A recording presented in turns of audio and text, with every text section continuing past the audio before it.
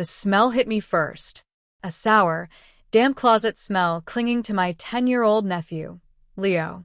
It was the kind of smell that isn't made in a day, but cultivated over weeks of neglect. We were in my section of the house, the part I'd tried to turn into a sanctuary of clean lines and calm colors amidst the growing chaos of my parents' home, and he was showing me a drawing he'd made. His hand trembled slightly as he held it up, a superhero with his own face. But I couldn't focus on the crayon masterpiece. I could only focus on that smell and the state of his hair. It was a thick, tangled nest. From a distance, you might have just thought it was unruly. Up close, it was something else entirely. It was fused. Solid sections of it were matted together like old felt. "Hey, buddy," I said, forcing a gentle smile. "When was the last time you washed your hair?" He shrugged, his eyes darting away, a familiar flicker of shame crossing his young face. "I dunno. Mom was gonna. That was the epitaph for their childhood. I'd only been back in my childhood home for 2 months. 2 months since I'd packed up my minimalist Chicago apartment, put my life on hold, and moved back to this sprawling, suffocating suburban house. The official reason was noble. Mom's ovarian cancer was back, and the chemo was hitting her hard.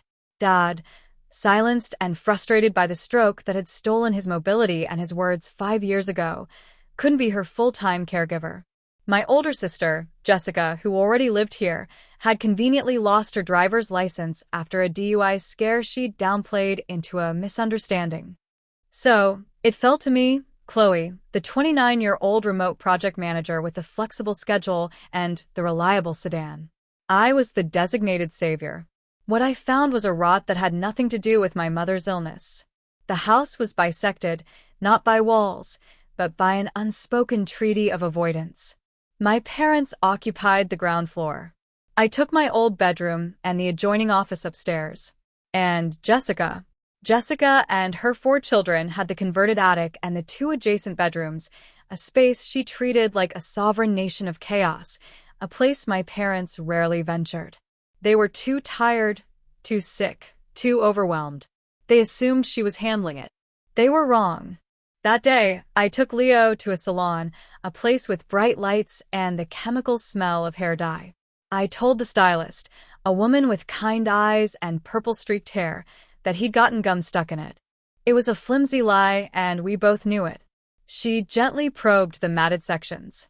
Her eyes met mine in the mirror, her expression a careful mixture of professionalism and pity. "Honey," she said, her voice low, "this isn't gum. It's starting to mold." Mold. The word echoed in the sterile, clean space. Not dirty. Not messy. Molding. Like something left to decay in the dark. We had no choice but to shave it all off. As the clippers hummed and his thick, ruined hair fell away, Leo stared at his own reflection, a single tear tracing a clean path through the grime on his cheek. I paid the stylist, adding $100 tip that made her eyes widen. She didn't ask any more questions. Driving home, Leo touched his buzzed head, a strange, wondrous look on his face. "It doesn't feel heavy anymore," he whispered. The weight of it all nearly crushed me. The discoveries started piling up, each one a brick in a wall of horror being built around me. A few days after Leo's haircut, his older sister, Maya, knocked on my door. At 16, she carried the exhaustion of a woman 3 times her age. Her shoulders were perpetually slumped, her eyes shadowed. "Aunt Chloe?" she asked, her voice barely audible. "I know you're busy, but could you show me how to make spaghetti? Like, with sauce from a jar and everything." I stared at her. "Of course, sweetie. But why?" She wouldn't look at me. "It's just, Lily threw up again this morning. I think it's the frozen burritos. We've had them for 6 days straight. Mom buys them in bulk." My blood ran cold. I learned that Jessica, who worked a part-time job as a receptionist at a tanning salon, rarely came home before midnight. She'd slip in, exhausted, and go straight to her room, leaving a stack of frozen meals or bags of fast food for the kids to fend for themselves with.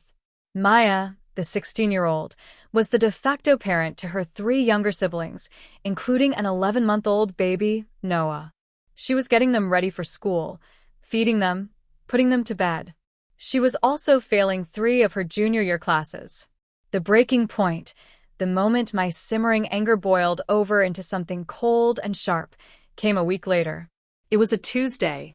I was on a conference call, pacing in my office, when I heard it. A thin, insistent wail through the floorboards.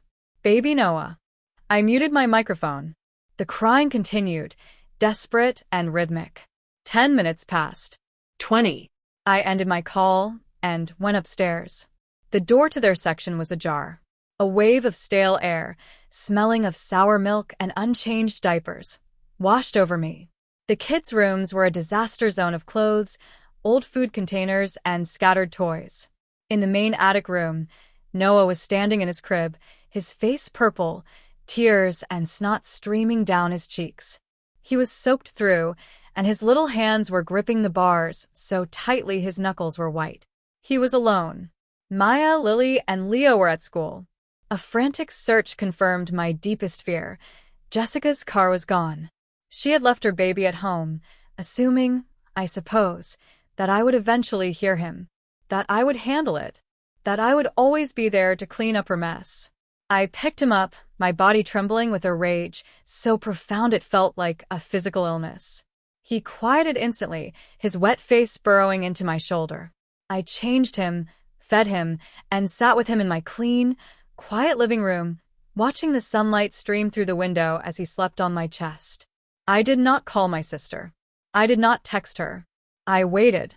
She breezed in at 4 o'clock, humming along to a song on her AirPods, her arms full of shopping bags from Sephora. She stopped dead when she saw me sitting on the sofa, holding her son. "Oh my God, Chloe, you're a lifesaver," she said, her voice bright and utterly clueless. I had to run errands after work and my phone died. I was so stressed. I looked at her, at the perfectly applied makeup, the trendy clothes, the complete and utter disconnect from the reality of her life. "You left him, Jessica." Her smile faltered. "What are you talking about?" "I just went to the mall. I was gone for, 2 hours." "He was alone in this house for almost 6 hours," I said, my voice dangerously calm. "Crying in his crib. What if there was a fire? What if I hadn't been home?" The performance began. Her eyes welled with tears. Her lower lip trembled. "It's so hard, Chloe. You have no idea how hard it is being a single mom. I'm doing my best. I'm trying to build my brand." Her brand. I'd found her Instagram account a few weeks prior. It was a masterpiece of fiction. Filtered selfies, inspirational quotes about being a #bossbabe and #mompreneur. Pictures of her kids, stolen from my own social media, reposted with captions like, "My whole world right here." #blessed. The comments were full of fawning praise from strangers. "You're an inspiration. How do you do it all?" "Your best is leaving your infant son alone for half a day?" I shot back. "I didn't think he'd wake up," she cried, the tears now flowing freely. "You're making me feel like a horrible mother." I wanted to scream. I wanted to tell her that she was a horrible mother. But I looked at the sleeping baby in my arms, and I thought of the other 3 kids who would be home from school soon, and I swallowed the venom. For their sake. That day marked a shift. The kids started spending all their time with me. After school, they'd troop into my apartment, their backpacks dropping by the door. We established a routine. Homework at my kitchen table. Real dinners cooked together. I helped Maya catch up in algebra. I read chapters of The Hobbit to Leo, his buzzed head leaning against my arm. And I spent hours with Lily, the quiet, watchful 14-year-old. Lily was a writer. A brilliant one. She filled notebooks with stories, creating worlds to escape the one she was trapped in. I read them all. They were dark and beautiful, full of lost children and neglectful queens, of brave heroines who had to save themselves. Her pain was sublimated into art, and it was breathtaking. One evening, she showed me a flyer for a statewide Young Storytellers competition. The grand prize was $500 and a spot at a prestigious week-long summer writing camp. "You should do it," I told her, my heart swelling with a fierce, protective pride. "You have to." She spent the next 3 weeks polishing a story titled The Glass Queen. It was a thinly veiled allegory of her life, about a princess raised by a mother made of glass, beautiful and dazzling to look at from a distance, but cold, sharp, and dangerously fragile up close. A mother who would shatter at the slightest touch. It was devastating. It was perfect. She won. The award ceremony was held in a stuffy auditorium at the local community college. I bought Lily a new dress, a deep blue that matched her eyes. I did her hair, curling it into soft waves. My mom, feeling well enough to come, sat beside me, dabbing her eyes with a tissue. Jessica showed up late, tapping on her phone through the opening remarks, looking bored. When they called Lily's name, a gasp escaped her lips. She looked at me, her eyes wide with disbelief. I squeezed her hand. "Go on," I whispered. "You earned this." She walked to the stage, a small, trembling figure under the bright lights. She accepted her certificate and the oversized check. Then, she stepped to the microphone to say a few words. She thanked her teachers. She thanked her siblings for being her first audience. She thanked my mother for always believing in her. And then she looked directly at me, her voice ringing with a clarity that cut through the entire room. "And most of all," she said, her eyes shining with unshed tears, "I want to thank my Aunt Chloe." She took a deep breath, and the world seemed to hold its own. "Thank you," she said, her voice breaking just a little. "Thank you for being the mom I never had." A wave of shocked silence rippled through the audience. I could feel dozens of eyes turning to our row, to Jessica. I didn't dare look at her. I could only stare at my niece on the stage, at her heartbreaking, terrifying courage. Then I heard it, a chair scraping back, the soft thud of footsteps hurrying up the aisle, a door swinging shut at the back of the auditorium. Jessica was gone. And I knew, with a certainty that chilled me to the bone, that the carefully constructed house of cards we'd been living in was about to come crashing down. The drive home was a masterclass in tension. Mom sat in the passenger seat, thin and frail, her hand occasionally fluttering to her chest, as if to calm a frantic bird trapped within. In the back, Lily was wedged between Maya and Leo, clutching her certificate, the life-altering words she'd spoken hanging in the air between us like thick smoke. No one spoke. The silence was louder than any argument. When we pulled into the driveway, Jessica's car was gone. A small, cowardly part of me was relieved. The larger, more responsible part knew this was just a prologue. The kids huddled in my living room, uncertain. Lily's face was pale, the earlier euphoria of her win completely gone, replaced by a gnawing anxiety. "She's going to be so mad," she whispered, twisting the corner of her new dress. "I'll handle your mother," I said, my voice firmer than I felt. "You did nothing wrong. You told your truth." But what was truth to a woman who lived in a fortress of lies? Jessica didn't come home that night. Or the next day. Her phone went straight to voicemail. The kids' initial fear slowly curdled into a kind of grim, familiar acceptance. This was a tactic they knew. The disappearing act. Punishment by absence. It was on the second evening, yesterday, that she reappeared. She didn't knock. She used her key and walked straight into my part of the house, where I was helping Leo with a diorama of the solar system. Her eyes were puffy, her face a mask of wounded fury. "So this is the happy new family," she sneered, her voice dripping with sarcasm. Leo froze, a styrofoam Saturn in his hand. "Jessica, not now," I said, standing up to face her. "The kids." "No, I want them to hear it," she said, her voice rising. "I want to know what you've been telling them. Are you telling them I'm a bad mother?" The question was a trap, and I knew it. But 2 days of her silent treatment, on top of 2 months of her negligence, had worn my patience to a thread. "We don't need to have this conversation right now." "Yes, we do," she shrieked, taking a step closer. My own daughter, on a stage, humiliating me in front of hundreds of people. Where does she get an idea like that, Chloe? Unless someone's been feeding it to her. "Are you saying I'm a bad mom? Just say it." She kept pushing, her voice a shrill weapon, poking at the rawest parts of me. She jabbed a finger in my direction. You waltz back in here with your perfect little remote job and your perfect little life, and you think you can just take over? And that's when the thread snapped. The dam of my restraint, built brick by careful brick for 60 agonizing days, shattered. Everything I had swallowed, every bit of horror, every moment of rage, came pouring out. Yes, I exploded, my own voice shocking me with its force. You want me to say it? Fine. You are a bad mother. A terrible one. Her face went slack with shock. Leo scrambled behind me, hiding. Leo's hair was molding, Jessica. Molding? Do you even know what that means? Your daughters were getting sick eating frozen garbage because you couldn't be bothered to cook a meal. You leave an 11-month-old baby alone in the house for hours while you go shopping for makeup to build your fake influencer career. A career you're funding with the child support money your exes send for them. I was shouting now, my whole body trembling. Maya is failing school because she's too busy raising her siblings. She's 16, and she's already burnt out on a life she didn't choose. Lily is writing stories about abusive glass mothers to cope with the fact that hers is never there. They deserve better, Jess. They deserve a mother, and right now, you are not being one. The truth, raw and ugly, filled the space between us. For a moment, she just stared, her mouth opening and closing like a fish.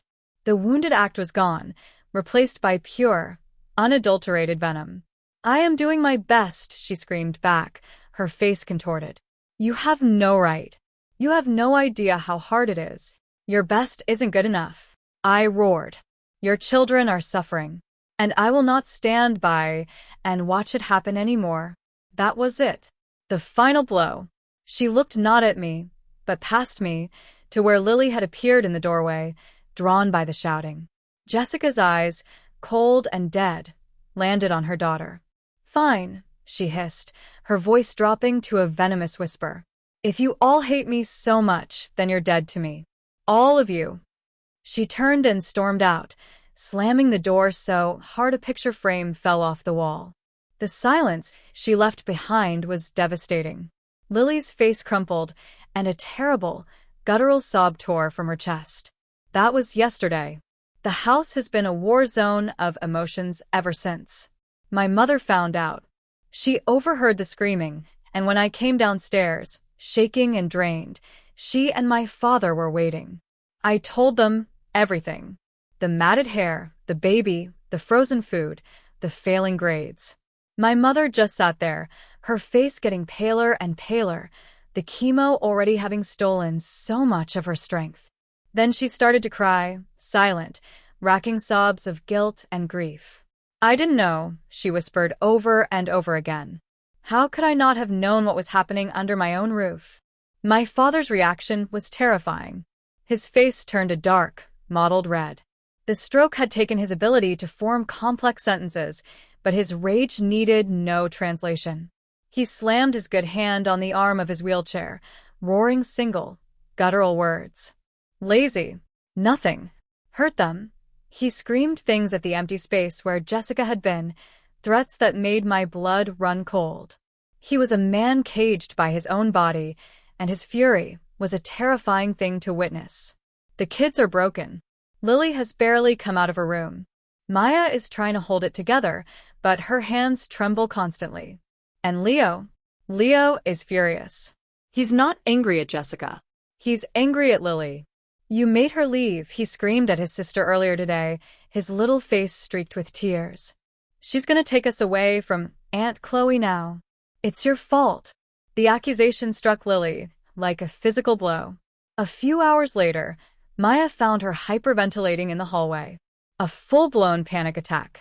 She started gasping for air, her eyes rolling back, before slumping to the floor in a heap. We almost called an ambulance. And me? I haven't slept. My phone is a torture device.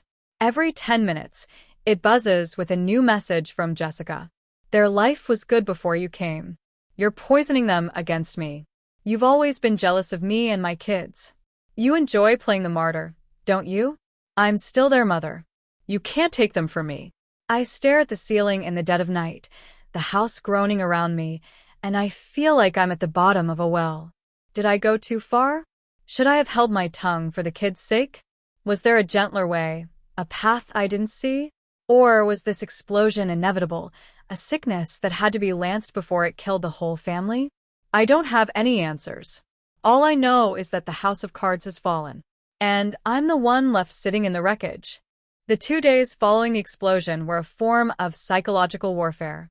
Jessica, true to her word, treated us as if we were dead.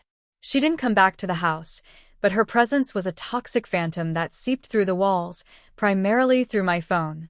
The texts were an endless barrage, a fire hose of guilt, manipulation, and rage. 7:14 a.m. I hope you're happy. Leo probably cried all night for his mother. 8:30 a.m. Did you even get them to school on time? Or are you too busy turning them into your little trophies? 10:52 a.m. My friend saw you at the grocery store. You looked smug. Must be nice to destroy a family and then go buy organic kale. 1:20 p.m. Lily needs to apologize. Publicly. On stage if she has to. 3:45 p.m. You'll get tired of them. You always get bored. And then who will they have? I stopped reading them, but the constant buzzing was a nervous tick I couldn't ignore. It felt like being pecked to death by a deranged bird. My parents retreated into their own corners of grief and anger. Mom was quiet, watching me with sad, tired eyes. She tried to help with the kids, but her energy was so low that after an hour of sitting with Noah, she'd have to retreat to her bed, looking utterly defeated. Dad was a thundercloud, muttering threats under his breath whenever he thought no one was listening. The atmosphere was thick with unspoken recriminations. My focus was singular, the kids. I operated like a field medic in a disaster zone, triaging emotional wounds. My work was an afterthought, something I did in the dead of night when the house was finally quiet, fueled by coffee and anxiety. The kids were my full-time job. We built a fortress in my section of the house. I moved a small television and a game console into the living room. We had movie nights with mountains of popcorn. We baked cookies. I bought art supplies and let them cover my kitchen table with paint and glitter. I was trying to build a wall of normalcy around them, a bastion of routine against the chaos their mother had unleashed. But the siege was effective. The strain was showing on them in different ways. Leo was volatile, swinging from sullen silence to fits of rage. He drew pictures of their family, but he'd scribble out Jessica's face with a black crayon until the paper tore. Lily was a ghost. She'd lost her spark. She didn't write. She just sat with a book in her lap, her eyes staring at nothing. Maya was the most worrying. She was trying so hard to be the strong one, the co-pilot to my new regime. But she was brittle. I'd see her staring at her phone, her expression crumbling as she read a text from Jessica. My sister had started messaging her directly, a campaign of emotional blackmail. Mommy misses you so much, baby girl. It's me and you against the world, remember? Your aunt doesn't really love you. She's just trying to prove a point to me. If you really loved me, you'd come stay with me. I found a place we can go. One afternoon, I found Maya in the bathroom, staring at her reflection. She'd been crying. She wants me to meet her, she whispered, holding up her phone. She says she has a surprise for me. She says if I don't come, it proves I never loved her. That's not fair, Maya, I said gently, taking her phone and setting it down. She's putting you in an impossible position. But she's my mom, she choked out, the word a confession of pain. I feel like I'm betraying her. You are not betraying her by being safe, I said, pulling her into a hug. You are not responsible for her happiness. It felt like I was trying to undo 16 years of programming in a matter of days. The first crack in my fortress came from the outside. I got a call from Maya's school counselor. We're a bit concerned about Maya, Mrs. Davis said, her voice professionally gentle. Her grades have been slipping all semester, but this week she seems completely disconnected. And one of her teachers mentioned she had what looked like a panic attack after class yesterday. Is everything all right at home? The question hung in the air. I had a choice. I could lie, smooth it over, say it was just family stress. Or I could open the door, just a crack, and let the truth out. I took a deep breath. Things are very difficult at home right now, I said, my voice shaking slightly. Her mother and I had a major confrontation, and she left the house a few days ago. The kids are with me. There was a pause on the other end of the line. I see, Mrs. Davis said, her tone shifting from concern to something more serious. Chloe, is there any reason we should be worried about the children's safety or well-being in their mother's care? This was it. The point of no return. If I said yes, I would be starting a fire I couldn't control. It could lead to social workers, investigations, custody battles. It could rip this family apart for good. If I said no, I would be complicit in the neglect, pushing the truth back into the shadows where it had festered for years. I thought of Leo's matted hair. I thought of Noah alone in his crib. I thought of Maya, crumbling under a weight no child should ever have to bear. Yes, I whispered into the phone. Yes, there is. Mrs. Davis was mandated by law to report our conversation. 2 days later, a woman from Child Protective Services came to the house. Her name was Maria. She was in her 40s, with a calm, unreadable expression that I imagine was a professional necessity. I had prepped the kids as best I could. Just tell the truth, I'd said, my heart pounding. You don't have to protect anyone. Just be honest about what your life has been like. She spoke to me first in the kitchen, while my mother nervously hovered in the background. I laid it all out, the timeline of my return, the things I'd witnessed. I was careful to stick to facts, not emotions. The molding hair, the baby left alone, the lack of proper food, the parentification of Maya. Then she spoke to my parents. My mother wept through most of it, her guilt a palpable presence in the room. My father, surprisingly, was subdued.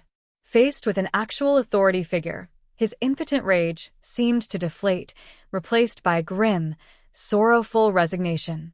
He nodded along as my mother spoke, his one good hand clenched in his lap.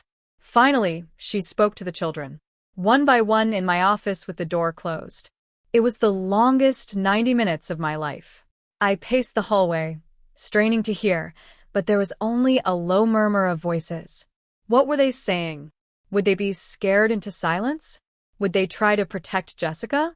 Maya was in there the longest. When she came out, her face was streaked with tears, but she looked lighter, as if a great weight had been lifted. Lily was next. She walked out with a quiet resolve in her eyes, the ghostliness replaced by something solid. Leo was last. He came out looking confused and small, and immediately ran to me for a hug. Maria's face was still unreadable when she finished. We will need to speak with your sister, she said. Do you have an address for her? I knew from Maya that Jessica was couch surfing with a friend from the tanning salon. I gave Maria the name and the general area. I had no idea what would happen next. It turned out a visit from CPS was the one thing that could pierce Jessica's bubble of denial. She called me that night, and for the first time, there was no rage in her voice. Just pure, cold panic. They came to see me, she said, her voice a strained whisper. CPS. At Tiffany's house. They're talking about opening a formal case. They said I could lose them, Chloe. For real. What did you expect, Jessica? I asked, my own voice flat and exhausted. This is your fault, she hissed, the panic momentarily replaced by a familiar flicker of blame. You called them. I didn't call them. The school did. I corrected. Because they saw your daughter, the one who should be worrying about prom, not raising 3 other kids, having a panic attack in the hallway. This isn't my fault, Jess. This is the consequence of your actions. There was a long silence on the other end. I could hear her ragged breathing. What do I do? She finally asked, her voice cracking. Chloe, what do I do? I can't lose my kids. For the first time in months, I heard not the manipulator, not the neglectful mother, not the aspiring influencer. I heard my sister, scared and lost. You come home, I said. Not to fight, not to blame. You come home and we talk. All of us. You, me, Mom, and Dad. We figure this out. For them. The next day, we had a family meeting. It wasn't a summit of equals. It felt more like an intervention. Jessica sat on the edge of the sofa, looking small and pale without her usual layers of makeup and bravado. The CPS visit had shattered her. My father spoke first, his words slow and deliberate, pieced together with immense effort. "You failed them," he said, his voice raspy. He pointed a trembling finger at her. "You failed your children. My grandchildren." The anger was still there, but it was tempered with a deep, profound sorrow. My mother, holding a framed picture of the 4 kids, spoke next. "We failed, too," she said, her voice thick with tears. "We were so wrapped up in our own problems, we didn't see. We should have seen. But Jessica, honey, you're their mother. This can't go on. You need help." I talked about my fears, about the future. About Maya needing to be a kid, about Lily needing a safe space to find her voice again, about Leo needing stability, and about Noah deserving a mother who was present. Finally, it was Jessica's turn. The tears she shed this time weren't for show. They were real, ugly, and painful. She talked about the overwhelming loneliness, the pressure, the feeling of drowning every single day. She confessed that her influencer dream wasn't about fame. It was about finding a way out, about trying to be someone, anyone, other than a broke, exhausted single mom. She admitted that the fathers of her 2 youngest kids did send her money, but she'd used it to keep up appearances, the nice clothes, the makeup, the car payments, because she was terrified of people seeing how badly she was failing. It wasn't an excuse, but it was, for the first time, an explanation. The house of cards didn't magically reassemble itself. There was no single conversation that healed every wound. The reckoning was not a moment, but a process, one that is still unfolding. CPS laid out a clear plan. Jessica had to enroll in parenting classes and attend mandatory family and individual therapy. She had to find a full-time job with stable hours. For the time being, I was granted temporary kinship care of the children, a formal recognition of the role I was already playing. They would continue to live with me, in my section of the house.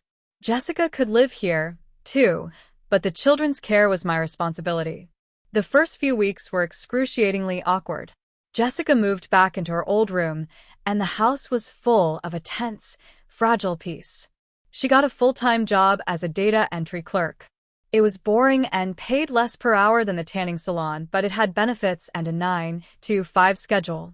She came home every evening at 5:30. At first, the kids were wary. They treated her with a polite distance. But slowly things began to shift. She started with small things. She'd sit at the kitchen table while I made dinner and ask Leo about his day. She'd watch a TV show with Lily, not looking at her phone once. One evening, I came home from a late grocery run to find her on the floor, helping Maya study for a history test. They were laughing. The therapy is brutal. I attend the family sessions with her and Maya. We are unearthing years of dysfunction.